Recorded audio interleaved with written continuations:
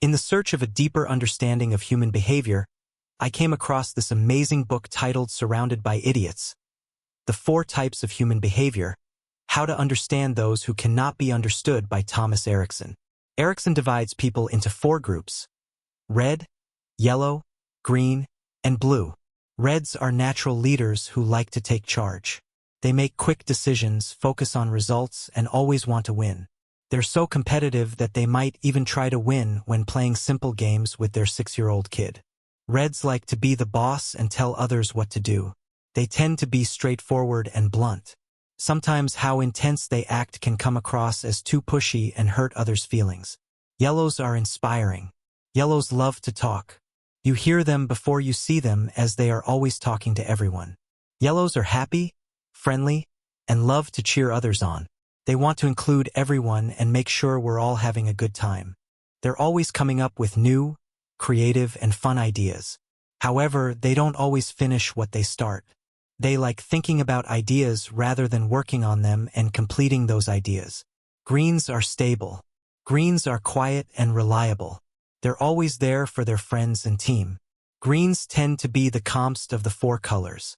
They don't like change, loud arguments, or surprises. This can make it hard for them to voice their thoughts or handle tricky situations. Greens like routines and schedules. They want to know what to expect each day. Blues are analytical. Blues think carefully and want everything to be perfect. They notice little details that other people might miss. Because they hate to make mistakes, blues double-check their work all the time. If you gave a blue a 50-page instruction manual, they'd read every word and then ask for more just to be sure they understood you. Blues can struggle making decisions and seeing the big picture because they can get lost in the details. Here's a real-life example to understand the colors better. Imagine you and your friends are planning a dinner party. This is a great way to see the 4 colors in action. A red is going to quickly take over the initial party planning. They'll rush to decide what day the party is, what time it starts, and then delegate the rest of the work for the group to figure out. They've already decided the party is going to start Saturday afternoon at 4 p.m. It's important for them that decisions are made quickly, and everyone has a task to do, but they don't care about the details, and they don't care what day works best for you because they've already made up their mind. Now go take care of the rest. They'll see you Saturday. Your yellow friend looks like they are glowing and bubbling with joy. They are envisioning all of the fun, exciting, and engaging party ideas to share with the group. Could be a costume party or a cocktail party. They're so excited they'll keep bringing up different ideas of what it could be and who should come. They want everyone at this dinner party to have fun. And it's only fun if everyone is involved. They don't care if it's realistic or not. They want this to be the best party ever. They're so excited they've already called the DJ to play music. You last heard them say something about a giant cake. You're not sure if any of this is really going to happen or is true, but you can feel their enthusiasm. When it comes to planning the party, greens are going to be the calm and balanced ones. They'll work behind the scenes to make sure everything runs smoothly. Greens are happiest when there are no surprises or last-minute changes. They'll be warm and welcoming to the guests and make sure everyone feels at home. If no one has stepped up, a green will make sure there's plenty of food and drinks. Their main goal is to make sure everyone feels comfortable and is enjoying themselves. They just won't be seeking any attention and want to stay out of the spotlight. Blues are going to be the most stressed out by the party. They want to keep track of all of the details and stick to the schedule, but there's so many unanswered questions. It's too early. Why can't we push it back? How are we going to know how much food to order? What happens if someone shows up that isn't on the list? They'll make a checklist, a spreadsheet, and just in case, they will look up a list of local rules and regulations. After all, you can never be too prepared for a party. It's important for blues to feel prepared. Around this time, the red in the room will tell your blue friend to quit worrying and get ready. There's still a party to enjoy, even if everything doesn't go according to the blues' perfect plan. You will have a much better understanding of colors in the following part. But do you have some idea which color you might be? Can you recognize which color your parents or coworkers are? If you think you are 2 different colors, like red and blue, you're probably right. About 5% of people are only 1 color. Most people are 2 colors, around 80%. and the remaining are a combination of 3 different colors. Part 2, recognize and adapt. The best way to start is to meet the person where they are. If they're a blue, match them with blue behavior. If they are a yellow, act yellow. Reds, if you are adapting your behavior to reds, be straight to the point and don't waste time. They like things done quickly and conversations should be short. Instead of boring them with a ton of details, only tell them what they need to know and move on. If it's too long, they don't care. Keep it short or they won't read it or hear it. Reds work hard. They might be the hardest workers you've ever seen. They care about results and aren't afraid to work long hours. If you want them to like you, show that you're willing to work hard and that you care about getting things done. Reds respect people who put in a lot of effort like them. Reds move fast. They want things done as soon as possible. It doesn't matter if you make mistakes. They care about efficiency as much as results. To get along with a red, move fast. Walk fast, think fast, and get things done in a timely manner. Pick up your speed and tempo. Don't slow them down with details. Just give them what they need and get out of their way. Reds tend to be hot-headed and get angry quickly. Be prepared for temper tantrums. If a red throws a tantrum or is rude, address it right away. Say it loud and clear. This kind of behavior is not okay. Yellows. Adapting to yellows is about creating a warm and friendly environment. Yellows are their best when they are happy and around others. If a yellow can focus on the big picture and talk about their visions of the future, this is when they are at the top of their game. Encourage yellows to explore new ideas and cutting-edge concepts. They love being early adopters and trying things that have never been done before. Yellows are more focused on the latest and greatest than if it is realistic or possible. Be approachable, friendly, and open when interacting with yellows. They enjoy being around people and function best when surrounded by others. Show interest in them as individuals. Smile often and use open body language. Keep in mind that yellows respond well to flattery and want to be well-liked and appreciated. Have a clear plan and be prepared to follow up when working with yellows. They can be easily distracted. Know your message and help them stay on track by providing them structure with simple lists and checklists. Offer gentle help so yellows can turn their ideas into action.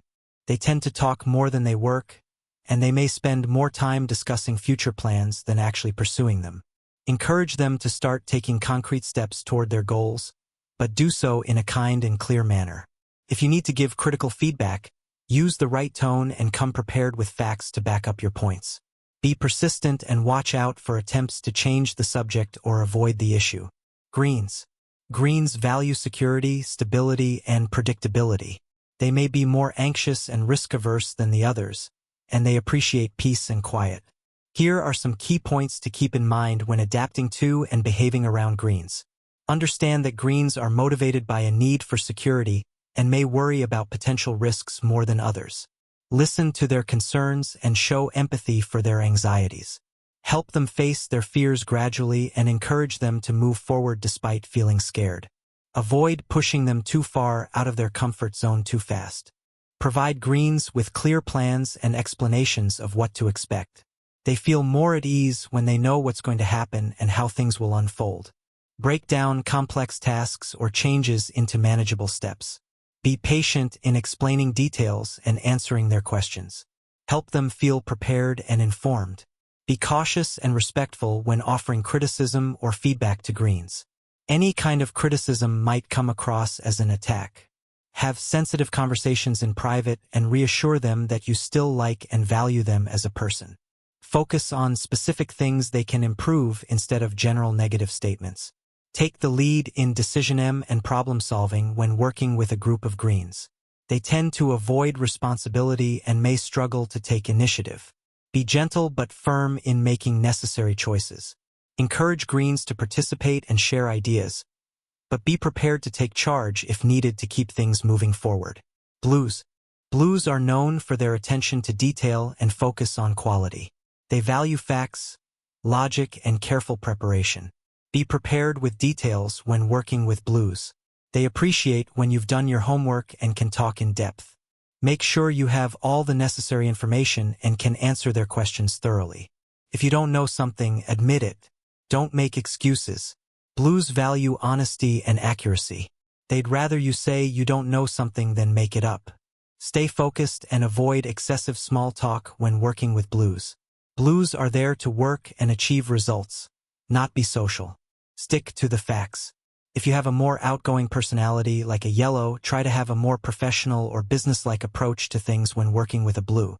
Present ideas and plans that are realistic. Blues are skeptical of optimistic or visionary concepts. They want to know what's achievable and how it will work in the real world. Recognize and appreciate blues' commitment to quality. They take pride in doing things right, even if it takes more time. Avoid criticizing them for being too slow or perfectionistic. Instead, praise their attention to detail and the superior results they achieve. Show that you value quality work as well. If you need them to work faster, give clear deadlines and hold them accountable. Help blues make decisions by providing them with facts and data. They can sometimes get stuck in the decision-making process because they want to analyze. When a decision needs to be made, guide them towards a choice. Encourage them to trust their instincts when not all the facts are available. Part 3. What stresses each color? Reds. Red's number one stressor is their self-confidence. The fastest way to stress out a red is to take away their power. If they can't be in charge or make decisions, it's like stealing their superpowers. Remember, reds are great at working quickly, getting results, and winning. If you want to make a red person feel awful, make things slow, stuck, and inefficient. This will frustrate and upset them. They love speed and efficiency. If your team isn't making progress, it will feel like a waste of time, which stresses them out even more. At this point, they start to look for someone to blame for things going wrong. Another way to cause problems for reds is to give them easy, routine tasks. This will bore them to death. They'll lose focus and find something else to do. Reds don't care about the fine details, and they know it. That's why they give that job for someone else to do, like a green. Reds think they know what's best. They want to lead the whole project, not a small, boring part. The final stressor that annoys reds is when people make silly mistakes and tell them to calm down. Nothing makes a red angrier. People think reds are always angry. They're not. They might be quick-tempered, but it's not real anger. They want to move fast and mistakes get in their way. Reds are the number one color that think they are surrounded by idiots. To help manage red stress, always be direct and redirect their energy. Number 1. Tell a red to pull himself together and finish the job. Because reds love competition, they'll take this one as a challenge, and they always win competitions. Number 2. To make it easier for everyone around them, have them go burn off their frustration. Take them away from the environment they hate. Redirect their aggression away from their teammates or family, and let them go do something they love. Yellow's number one stressor is being ignored or left out of all the fun. Remember, yellows always love being around people. That's where they get their energy. To really stress out a yellow, ignore them. Don't pay any attention to them or include them in conversation. If you pretend they are invisible, it'll make them uncomfortable and uneasy. Another way to do this is to keep yellows away from everyone else. The worst place for a yellow to be would be a lonely, dark, quiet office. They'd feel like they were in trouble if there was no one else to talk to. They need someone to listen to their big and exciting ideas. If there's no one to talk to, they won't have any fun and will be miserable. The biggest stressor for a yellow is being embarrassed or criticized in front of others. Yellows care what people think about them. They want to be well-liked. If a yellow makes a mistake on a project, don't tell them in front of everyone. It'll hurt their feelings and they'll never forget it.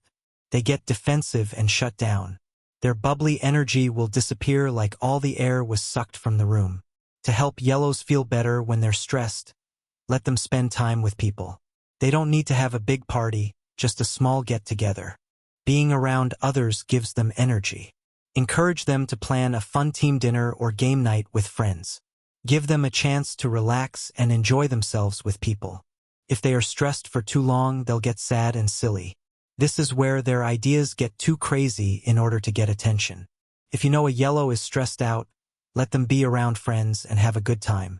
That way, they can recharge and be back to their happy, fun self again. Greens feel the most stress from change and conflict. Greens want to know what's going to happen. They feel safe with familiar tasks they've done before and clear instructions. They'll be stressed out if you tell them to do something they've never done before. It's even worse if it has to be perfect. This will be extremely difficult for them. Greens love routine and hate surprises. If you make a choice at random or keep changing your plans, it will bother them. One example is telling them to work on an important project in the morning. At noon, tell them to stop working on that and instead work on a new project. At the very end of the day, tell them that tomorrow they're going to work on a completely different project. They'll get frustrated, confused, and lose trust in you. Greens don't like conflict or rejection. Any criticism feels personal. If you say their work isn't good enough and they need to start over again, it feels like they aren't good. Bad feedback feels like they failed as a person. The last stressor for greens is being the center of attention. Unlike yellows who love attention, greens hate it. It makes them uneasy. If you think back to the dinner party, a green is more likely to hide in the corner, the kitchen, or another room. If you force them into a large group, they'll be stressed and want to leave. When greens are stressed, they try to shut everyone out. Imagine greens are just like turtles hiding in their shells when they're scared. Their body language will be cold and rigid. They'll avoid you if you are why they are stressed. If you are looking to argue with the green, they will hide until you just go away. When greens are stressed, they tend to hesitate because they're afraid of making mistakes. They are deathly afraid of making the wrong decision. Remember, negative feedback and failure feels like they are a failure. They can't tolerate failure, so they will refuse to do anything at all. If you want to help a green manage their stress, let them do nothing. Give them time, space, and freedom to relax. If you give them as much time as they need, they'll naturally be able to relax and get the job done. Anytime they feel the squeeze of pressure, though, they will clam up and retreat back into their turtle shell. Blues are perfectionists who get stressed when their careful plans are messed up. Blues care about getting all of the details right. If you question their ideas or skills without a good reason, it feels like you are personally attacking them. They can handle criticism if you have logic or reasoning, but otherwise it feels like you're trying to hurt them. Blues care about plans and processes. To stress out a blue, make unplanned changes to their schedule. If you tell them you'll meet them in 2 hours and then at the last minute make them reschedule, this can ruin their whole day. They won't be able to think straight because their perfect plan has been ruined and they can't fit this into their schedule. It'll drive them crazy. The number one stressor to blues is making careless mistakes. Because they spend so much time planning and thinking of the perfect plan, it's hard for blues to deal with others making mistakes. They don't understand why you'd act emotionally or irrationally. Logic, facts, and clear thinking are what count to a blue. And if you don't work this way, it will be confusing for them. Because to them, the only way to work is the correct way. Otherwise, they'll lose interest and pick apart tiny flaws in your ideas. When blues are under stress, they can become overly critical and come across as know-it-alls. To help stressed blues, give them time and space to think. Blues need their time and space to think. They want to create a plan. They want to analyze what's going on around them and to work logic-based ways. As soon as they have things figured out again, they'll be back to normal with a well-thought-out plan. If they get stuck thinking the worst, you might need to give them just a little nudge to think things through. A quick reminder that they've handled bigger problems is encouraging to a blue and can help them pull out of a dark place. Part 4. What colors get along the best and who should work together in a group? Which colors work best together? Should you have a team of all one color? The best team is a mix of all colors. Some colors work better together than others. Some colors will naturally clash and have issues. Here are the 3 key ideas that tend to cause either conflict or complements between colors. First is pace and tempo. How fast do you work? Reds and yellows will love working together in a fast-paced, high-tempo environment. They won't get bogged down by the details. They know they have a job to do, and the only way to do it is fast. Do whatever it takes to make progress. Blue and green work slower.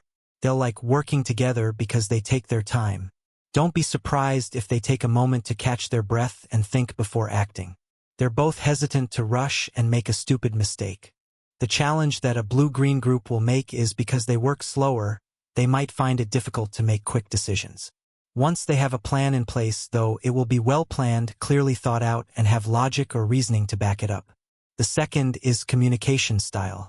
Reds and yellows think quickly, talk quickly, and are not afraid to verbalize their feelings.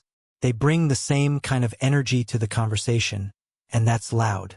They know what they want, and they want to motivate those around them to join in on the great success that's about to happen. The problem red-yellow groups have is that because they are so talkative, they aren't very good at listening to one another. They'll tend to talk over one another or simply not hear what the other person is saying.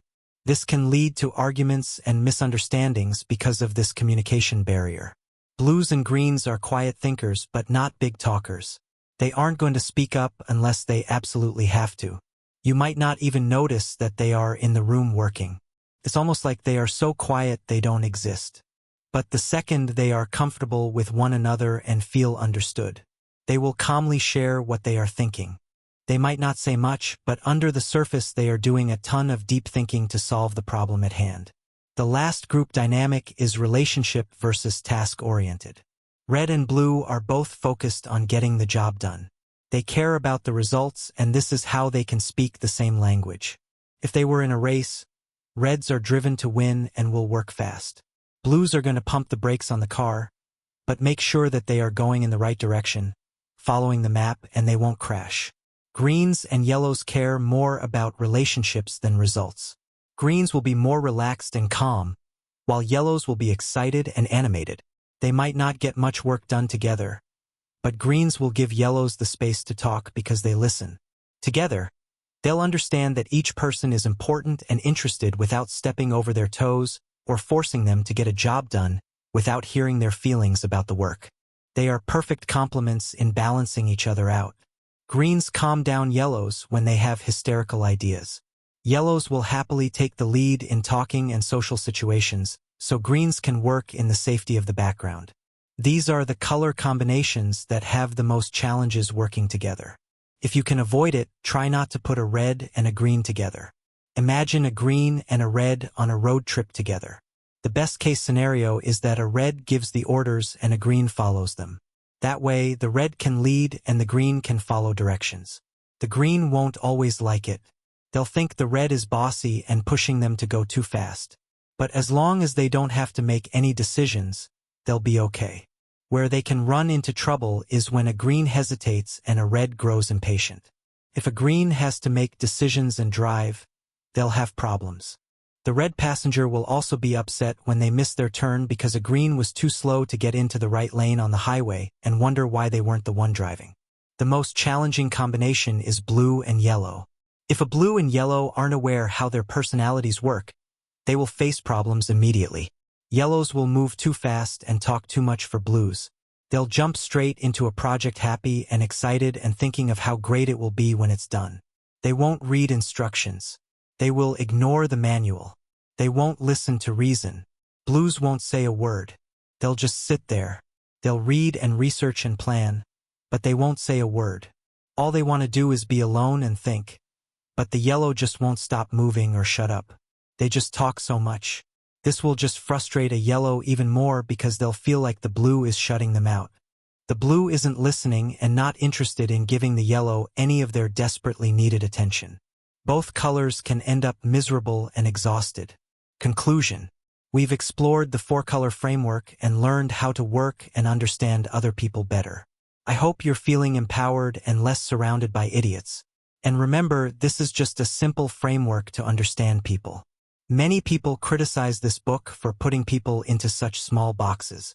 They think it's an oversimplification. I understand that every individual is different and the author isn't denying it. However, we also need some basic guidelines to navigate, and that is what the author has tried to provide. If you ask me, his analysis was pretty accurate. If you found this video helpful and want to learn more about what makes other people tick, check out my video on how to win friends and influence people by Dale Carnegie. Thanks for watching.